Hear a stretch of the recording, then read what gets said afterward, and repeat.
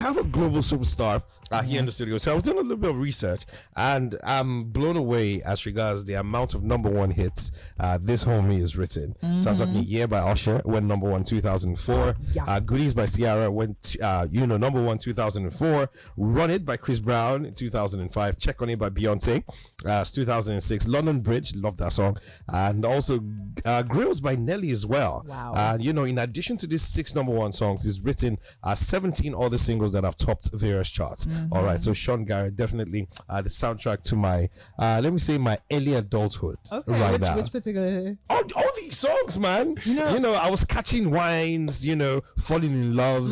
Yeah, sure. So My favorite has to be "Break Up," Gucci Mane, Mario. Love you, love you, Yes. love you. Oh, that's a Wanna jam. love you. That's a What? jam. That That's a song jam. went so That's a hard. jam. That's a jam. Welcome. Thank you. So, ladies and gentlemen, we have Sean Garrett in the building right now. Yes. Yeah. Round of applause. Warm welcome to the Morning Rush to Lagos, to Nigeria, for the first time ever. Yeah. Thank you for having me. Yeah, it's Happy great to be have you here. here. Yeah, it's great though. So, how do you actually approach, creating music that actually stands the test of time?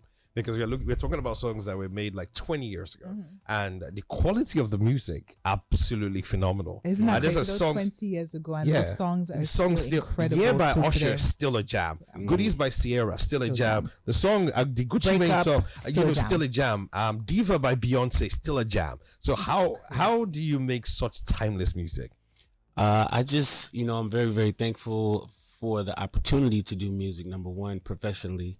But I think the fact that I'm probably a student of the game, I pretty much love to just be creative, love to collaborate, love the artists actually I work with. You know what I'm saying? That's probably the biggest thing, is just having the opportunity to work with people that you admire, that you want to see do great. So, you keeping that level of that real high level of quality is very, very important. Absolutely. I've got so many questions for yourself, especially as a songwriter and of course as an artist yourself. Yes. But looking at Sean Garrett, the songwriter, do you believe that you as a songwriter and other songwriters get the recognition that you and they deserve? Absolutely. I mean, for me, I think my name supersedes me. You know what I'm saying? On another level of just like, quality, accomplishments. I've had like 18 Hot 100 number ones. I got like 56 number ones. Wow. Like all across all like charts. R&B charts. Yeah, all of R&B, that, dance. And so I grew up in Germany and England. And so I got a chance to sign my first record deal when I was 14. So being able to balance the two is sometimes it's a little complicated, but I love both. I love it all. Like, I love the idea of performing. I like the challenge of like, you gotta be on point. You gotta be in shape. Yeah. You gotta be, as we was working yesterday. Gotta look good. Yeah.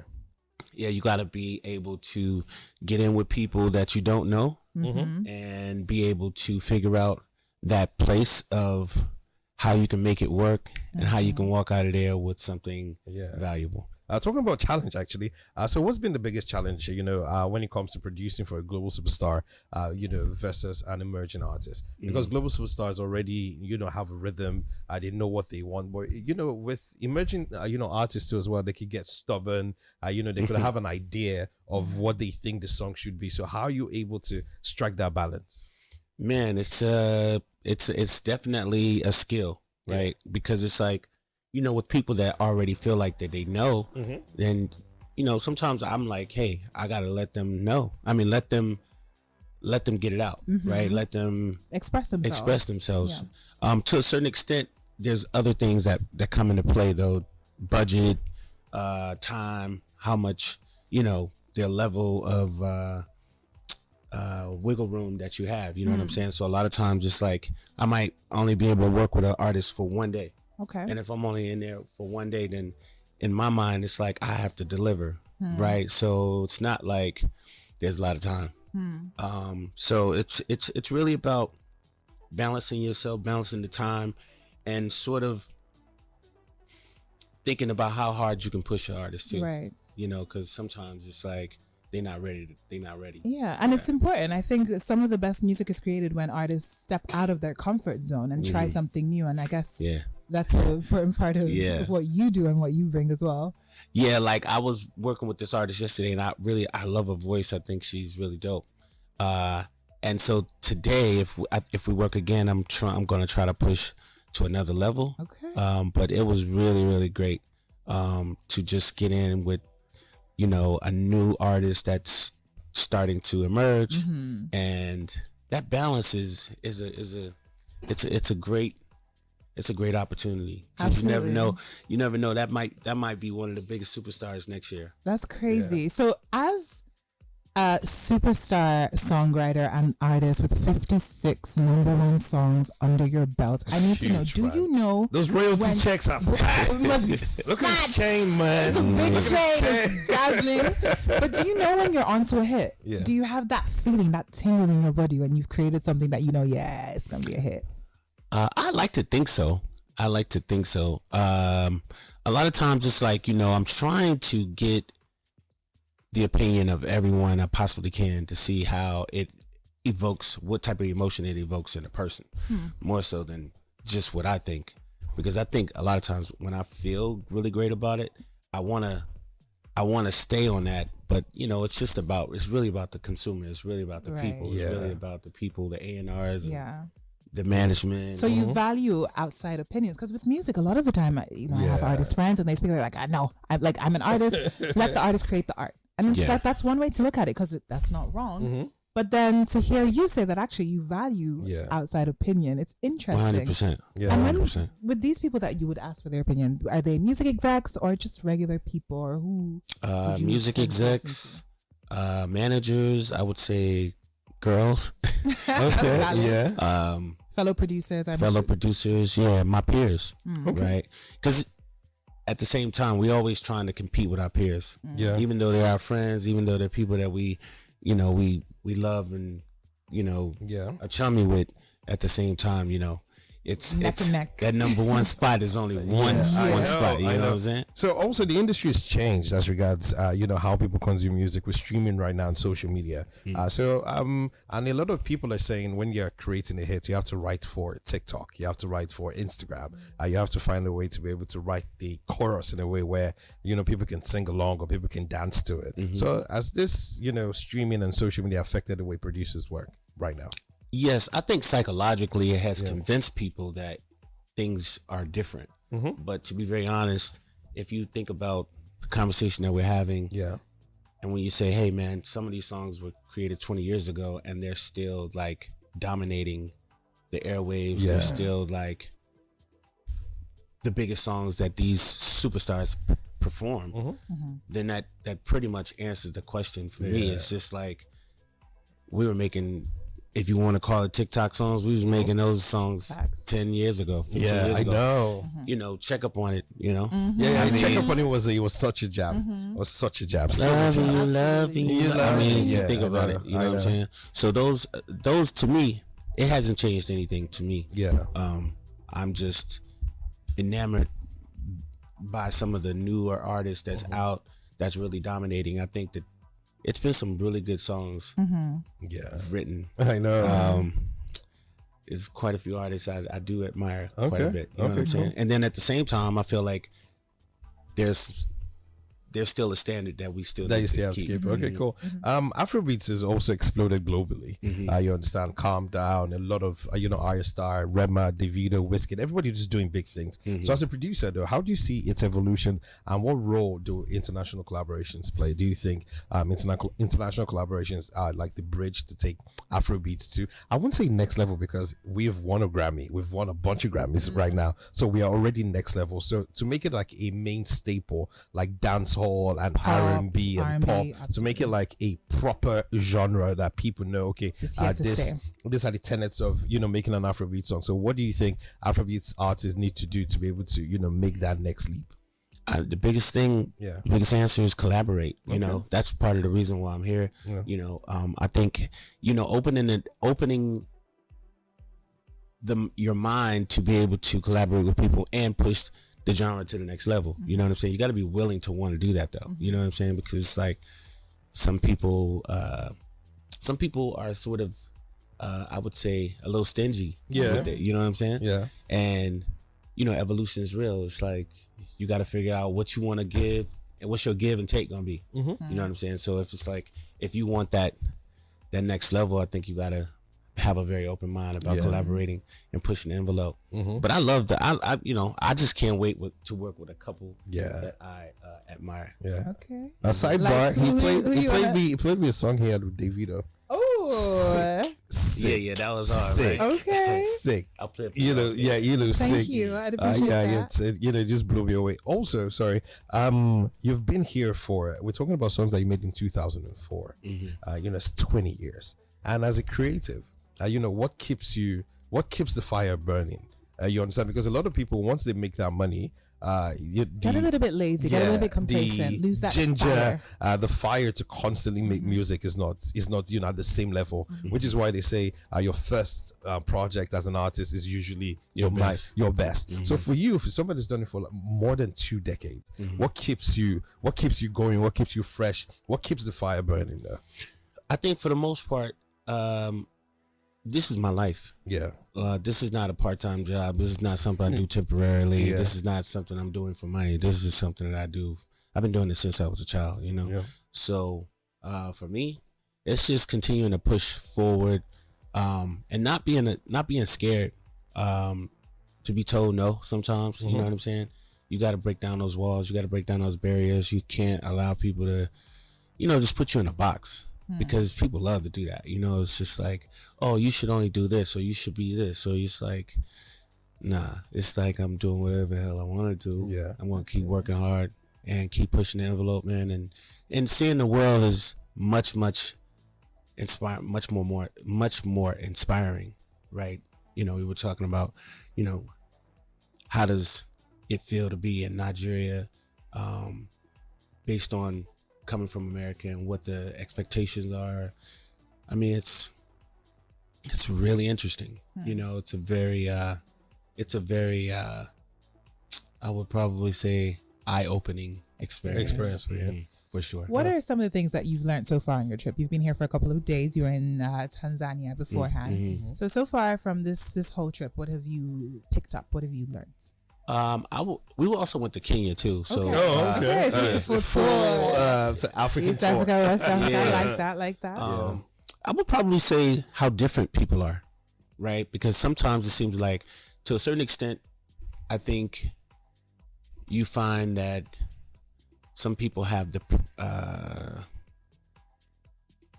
some people are the same, Right. and then some are a little different. You know what I'm saying? So I think the people in Kenya are a little bit different than some of the people here in Lagos. For sure. But I mean, you find that anywhere. Just like you'd see the people in New York are different to the people in LA. Yeah, and it's a good thing. Yeah. You know what I'm saying? It's just a learn. It's like, you learning every day. Every day that I'm here, I see something new, or I learn something new. The currency is interesting, because, bringing the dollar, not bringing the dollar, you're going to have to find the dollar. You will look for the dollar. You know what I'm saying? But it's been really cool. Like, I'm I hate to leave, you know what I'm saying? But we'll be back.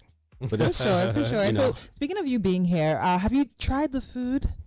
Nigerian cuisine? Yeah. It has some Nigerian Okay, let's cuisine. talk about your Nigerian cuisine experience. What have you had so far? Do you remember? Well, Jollof. Okay, starting off strong. Yeah.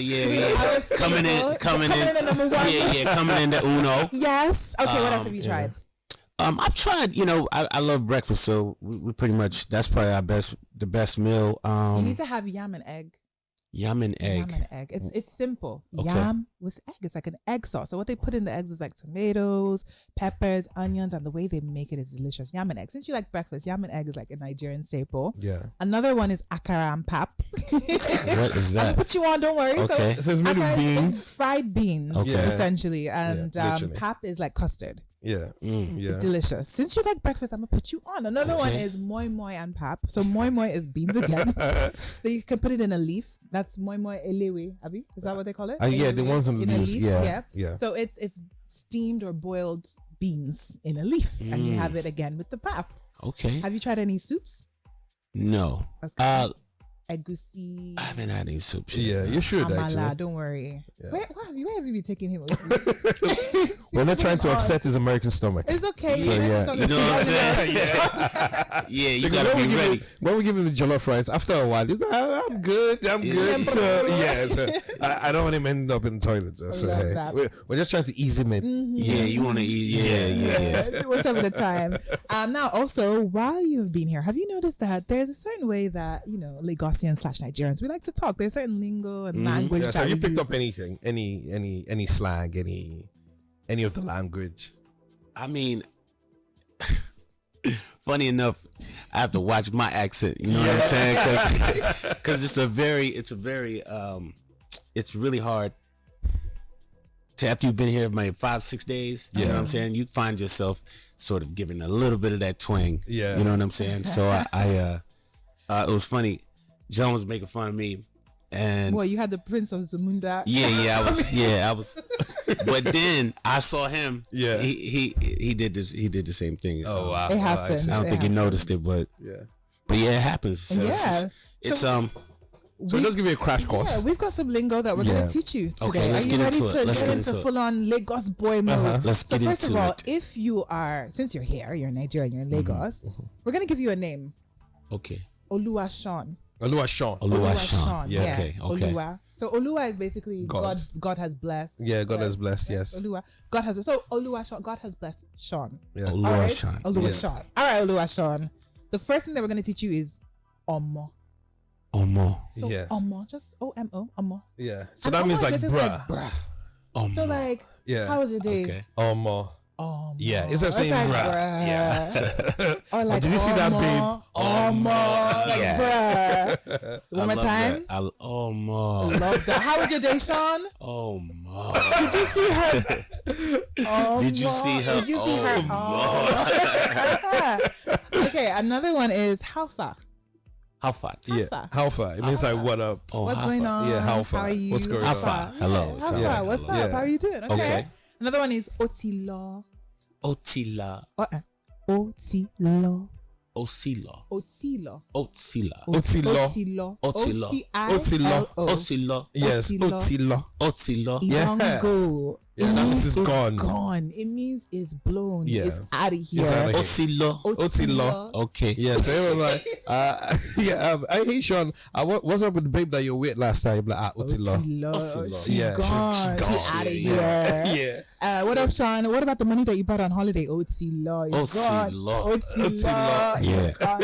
Another one is Italawa. Italawa. Italawa. Lawa. Ita. Lawa. Means Yeah. we outside. Italawa. All right. You know, so Love that. this has been great. And Lawa. yeah, and it's been one of my fun interviews I've had in a while. Facts. The depth of your understanding of the music and how conversational you've been. It's been very, very enjoyable and Yes, insightful and too as well. fun. Man, Yeah. thank you, man. Looking forward to all the music you create here. Indeed. And I want us to just have this conversation maybe a year from now when that song is doing well on the charts, and we'll be like, yeah, I love that. Remember when we had this? So But 2025, what have you got coming our way? personally, Yeah. Personally, my new single comes out April 11th in America. Okay. It's called that. Girlfriend. Okay. I'm really excited about it. Okay. And then so the idea is to put the my album out around June Okay. Mhm. and just hit the road, do shows, man. Shows. Mhm. For me. Bookings, probably do brand deals, just pushing Put the him envelope. busy. Otilo, don't Otilo. go. Period. I love that. Yeah. Yeah. So the single girlfriend, it's about your girlfriend? It's just miss. Does Oluwa Sean have a girlfriend? The streets want to know. It's super crazy. It's like it's actually the features on there is really dope too. Okay. Got 2 surprise guests on there. I'll play for you. Okay. But its girlfriend is basically the chorus is really, really crazy, but it's his girlfriends, the wives, and my wives turn to girlfriends, the wives, now the wives is my past tense. If I love that rhyme scheme. Oh. Girlfriends to wives, the if wives to my girlfriends. Yeah, if I had a wife that would treat me like my girlfriend, then she would be my wife, and she wouldn't be my girlfriend. I like that. Yeah. I like That's it. that. That's something Yeah, a lot I of like Lagos men can relate to. Yeah, I think women can relate to this that. Yeah, too. yeah. Ooh, Looking for, you said June? Is that when it's coming out? April 11th. April 11th. 11th. So yeah, that's a month from now. And So then the album is dropping towards Around June. June, yeah. Around And June, yeah. how about the album? What can you give us as regards to the title of the album? Any features that you want to let the cat out the bag since you're in Lagos? We you know? letting the cat out of the bag. Let the cat out the bag. The cat is screaming. She wants to be free. The name of the album. Yes, manager. Yeah, look at free the cat. We letting the cat out of the bag on The name of the title album? to the album. Ooh. Okay. yeah, yeah. So the name of the album is called Self-Conscious. Self-conscious. Okay. Okay. And so basically it's just the album is about different relationships that I've been in or different relationships I've known women to be in. And just being able to cope with the idea of love from different perspectives. I think that's the one thing that we all can probably agree on, that love is not an easy thing to figure out. As you was speaking about earlier. I was. Yeah. She was hating on the Pisces season. Yeah. Scary. But nah, it's just, it's very difficult, I think, for men and women to always be on the same page, but the idea of maybe a song keeping some sort of understanding is the point that I'm actually after, Okay. and wanting to give people a little bit more of an insight of who Sean Garrett really is as an artist and as a person. Okay. Looking forward to that. So I want to take you guys to 2004 when this song was number 1 on the charts. Written by legend Sean Garrett. Yes, yeah. By Usher featuring Lil Jon and Ludacris.